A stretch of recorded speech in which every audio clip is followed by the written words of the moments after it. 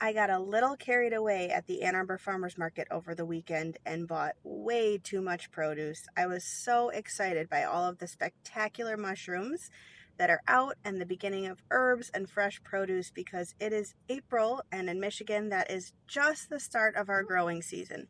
So come along with me and see what I create with all of these spectacular goodies. I got some fantastic mushrooms. I got several varieties. These are a fabulous yellow oyster mushroom that are just packed full of flavor and nutrients and are super healthy. I also got these fabulous blue oyster mushrooms, which you can see up there in the upper left. Those are so meaty, kind of like a cross between a portobello and a smaller oyster mushroom. And they can be sliced and they taste so earthy and delicious. I got these shiitake mushrooms on the left hand side here. Those are just absolutely packed with earthy flavor, and these little white button oyster mushrooms are also great for topping and things like that. I stopped at my favorite bakery, Zingerman's. If you've been to Ann Arbor, then you know Zingerman's, and they had this fabulous roasted onion croissant that you can see there in the upper right. I figured I might need that as a little cooking treat, and let me tell you, it was amazing. These are the shiitake mushrooms that I was just talking about. Started chopping them up. I washed them. The nice thing about farmers market produce is it's usually very clean, low pesticide or no pesticide use, not too much dirt. So I just gave them a quick pat to get them all nice and clean, and I did cut off some of the earthier stems. These blue oyster mushrooms are just dreamy. The flavor is so light and so delicate, and they have this incredible umami meat-like flavor while being super, super healthy. So I like to cut these in fat strips, kind of like that, depending on what they're using them for. I was thinking about making a pasta or a gnocchi of some sort, so that's what I use those for. And then I also chopped some a little bit smaller because I'm going to be making a mushroom soup. I think I've been craving with some of the leftover mushrooms. So I'm just chopping up those oysters, and then I dive into these gorgeous, absolutely gorgeous, tiny little purple onions. These are red onions, but they're really purple color, so I like to call them purple onions.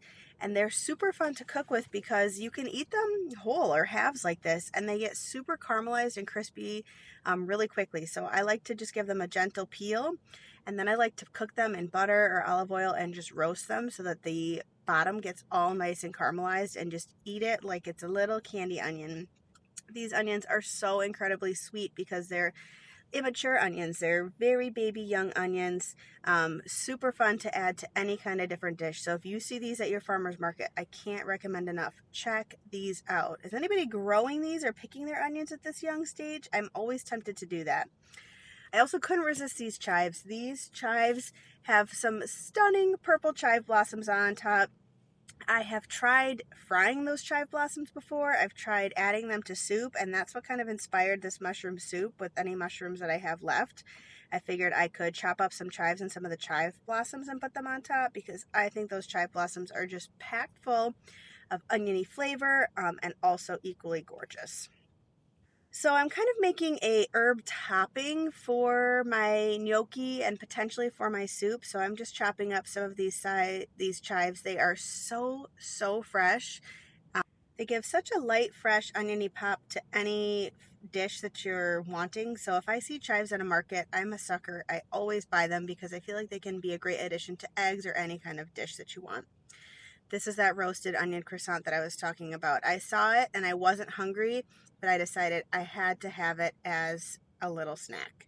Let me tell you, it was to die for. I've got to try to make those. Just a thick cut of yellow onion, roasted slow inside of a buttery croissant. Man, did that hit the spot. After my little croissant break, I took a whole stick of butter, a little bit sassy, but this is a very veggie forward dish, so you do want to get a little bit of flavor and a little bit of fat. I'm making a brown butter sauce, I decided. I'm kind of flying by the seat of my pants.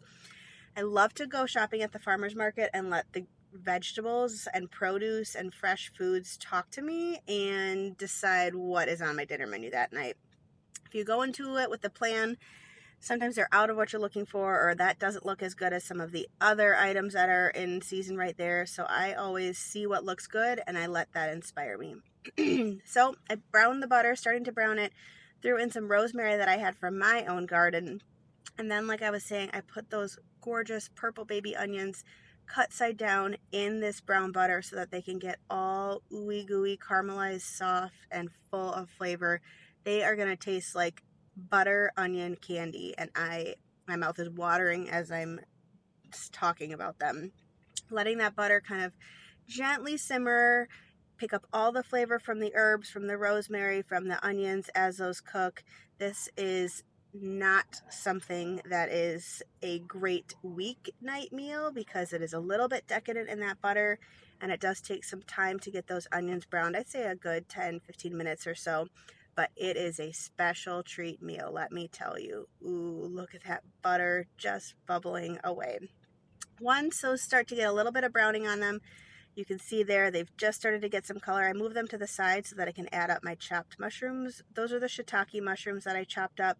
Super great meat substitute, super earthy. They bring a lot of heartiness and warmth to any dish. I let those get nice and toasty brown, move those to the side, and then I add in these gorgeous oyster mushrooms. These are a little bit lighter, a little bit more delicate, but equally as tasty. I think with mushrooms, the more the merrier. The different types of mushrooms all bring such different flavor profiles, such different texture profiles. I tell you, if you see mushrooms at the farmer's market or even at the grocery store, sometimes they're pretty decent quality there. Get them and get a few brands and see what kind of fun projects you can come up with. They're great in pastas and eggs. You can make tarts, kind of like that onion tart out of them I've done before, and they are fantastic. I'm just giving them a little bit of a stir, making sure everything is getting equally brown there, stirring in all of that beautiful rosemary brown butter. I do want to pick out those little stems of rosemary before the end, so I let everything kind of cook together, and then nobody really wants to bite into a big sprig of rosemary, so we are going to take that out at the end. Altogether, this has probably been cooking for about 15 minutes or so far, so not a huge time commitment. I'm also big on adding whatever vegetables you have in your house that need to be gotten rid of, looking in the vegetable drawer.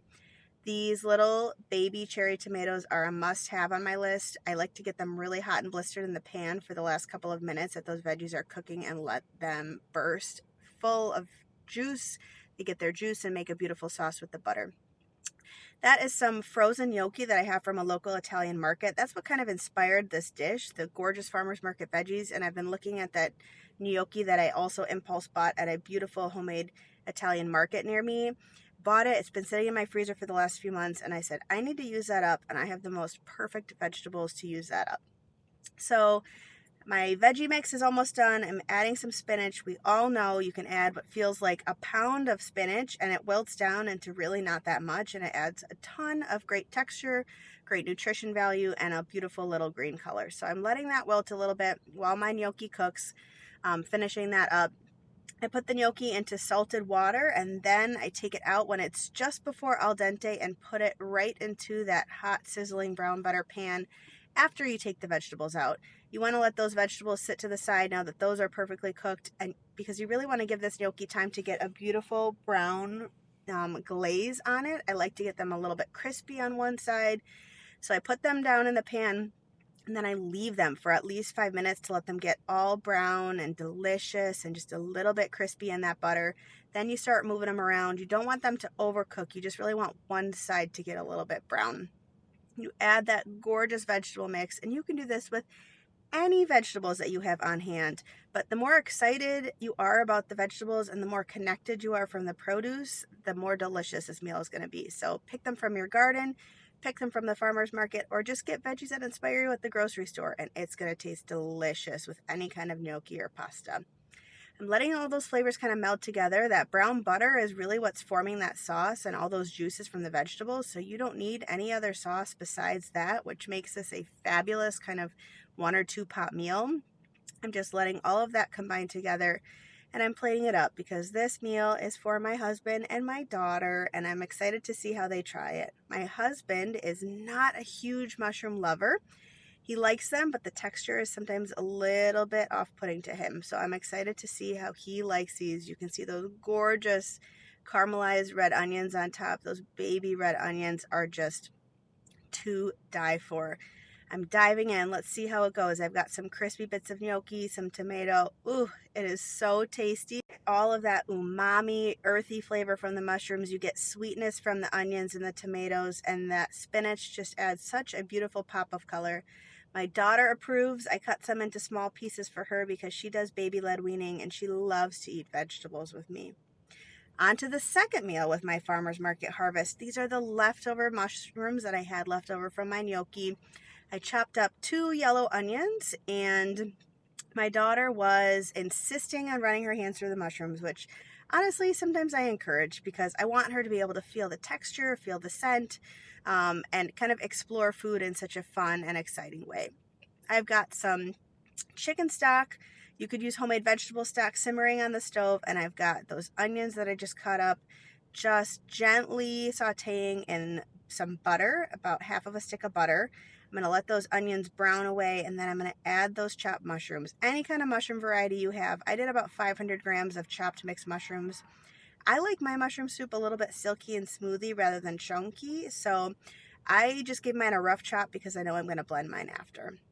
These are those chive blossoms I was talking about. They are so fabulous. I'm making a little bit of a topping for my soup with this thyme, these chives and chive blossoms, and these gorgeous yellow moist oyster mushrooms. This is going to make a spectacular topping for my soup, add a little bit of texture because I really like my soup to be super smooth and silky and then have just bits of texture on the top. I'm letting that simmer away. I had just onions, the mixed mushrooms. I sauteed them until they were just gently soft and a little bit golden brown, and then I added that chicken stock. I have a liter of chicken stock in there. You could use vegetable stock. I let that simmer away, and then I put it in my Vitamix blender, which I love. You could also use an immersion blender. This gets it really, really super smooth. If you were really wanting it smooth texture, you could run it through a sieve as well. That's my daughter helping me. I just pulsed it in the blender a couple of times, put it back in its pot so that I could season it with garlic powder, with salt. I did also put some sprigs of thyme in there to really get some flavor, let it simmer away a little bit. Put it in the bowl. I topped it with just some creme fraiche, which gave the perfect creamy drizzle, although the soup doesn't really even need it, honestly. It's so creamy on its own. And then I'm topping it with some herbs. It's that thyme and chive mix that I had. Gonna put some of those chive blossoms and yellow oyster mushrooms on top and serve it to my family. I was excited and a little bit nervous to see how the soup turned out because I'd never made something like this before and I was just kind of making it up. And my husband, who is not wild about mushrooms, said it was one of the best soups that he's ever had, which is a huge compliment. I brought it to work the next day for my lunch. It was so creamy, you didn't even need the creme fraiche on top, although it was a little bit decadent with it on there. And it was such a beautiful, healthy, hearty soup. I am going to go to the farmer's market and buy the same mushrooms all over again just so that I could make this soup again. This soup was a huge success. I hope that you all enjoyed seeing my farmer's market finds. I would love to see what finds you find at your local farmer's market and how those inspire your weeknight dinners because I love to let fresh veggies and produce do the talking for my family's menu because I feel the best way to cook is to be inspired by all of the beauty that nature has to offer. Bon appetit, everybody. Let me know what your favorite things are to make from your garden and your favorite produce to buy at the farmer's market. Thanks for watching. Please like and subscribe if you enjoyed it, and I'll follow back.